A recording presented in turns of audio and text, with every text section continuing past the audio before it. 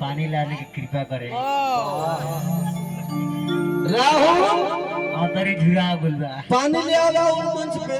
ए राहुल भैया पानी टेक ले आओ या अंतरी झुरा गुलबा कि भोरा में आज कोरा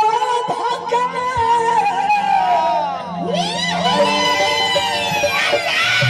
एगो मेरा ही बड़ा परेशान दिया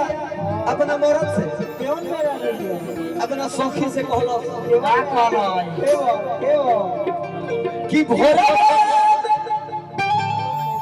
आज कोरा धक्का अभी राजा जी सुतावे मन झुरा तक आज खुद ही ददिया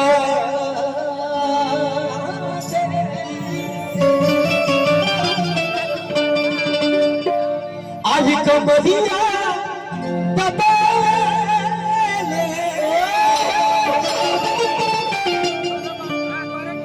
ना हम उम्र बना है हम वाला ना है कौन हम कमर दबाए वाला ना है केवन कमर हम दे बहुत कुछ दबाए कहला से मेरा बोल कि आज भर जाए दादा जाती अरे काल है ले लिया तुम जाती आज हो कि ठीक तो है हर पिहल दर्द नहीं घाटा कहती है भैया कि आज भर जाए दादा जाती हो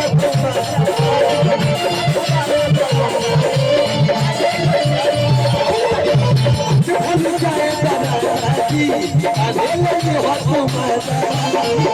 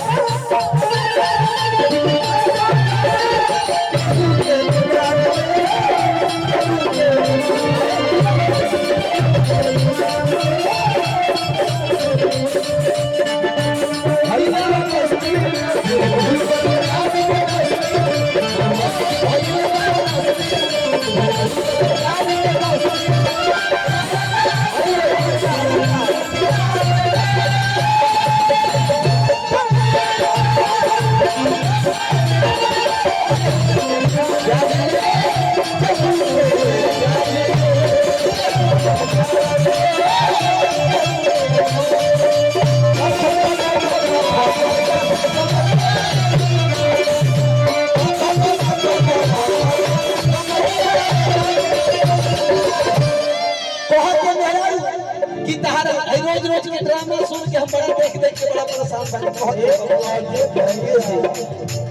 क्या बाबा कहां से नजर किधर है भूकंप इधर है कौन मेहरारू का रोज के रोज खाई ये बात ये बात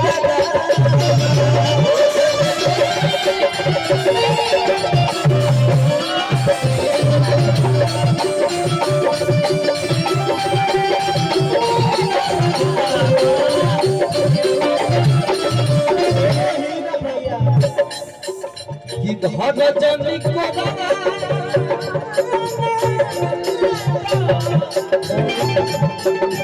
धन जनी को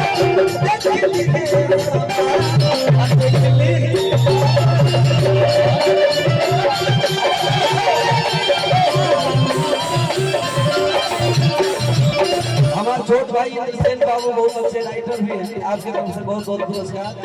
हमारे आदमी बड़े भैया की तरफ से भी ढेर सारा प्यार गुस्सा आभार बंदन पड़ा जल्दी आई तुम ना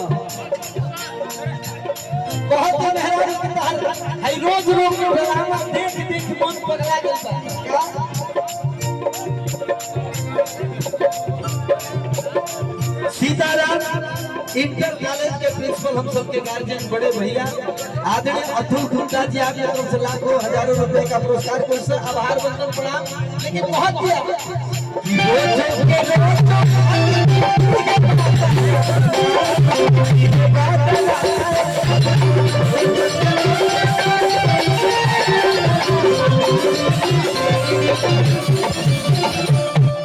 भूतपूर्व प्रधान आदरणीय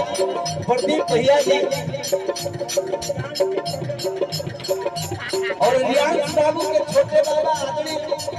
परशुराम जी चाचा के तरफ से आशीर्वाद एक बार फिर हमारे अतुल भैया जी के तरफ से हजारों लाख रुपए का पुरस्कार से बंधन प्रणाम हमारे छोट भाई अरविंद जी यह गांव के निवासी अभी नहीं खो लखनऊ में बड़ा तो दिल से आभार प्रणाम का भाई ढेर सारा प्यार नहीं रहा तो फोन पे कहती है जो हमार बने कहेगा कि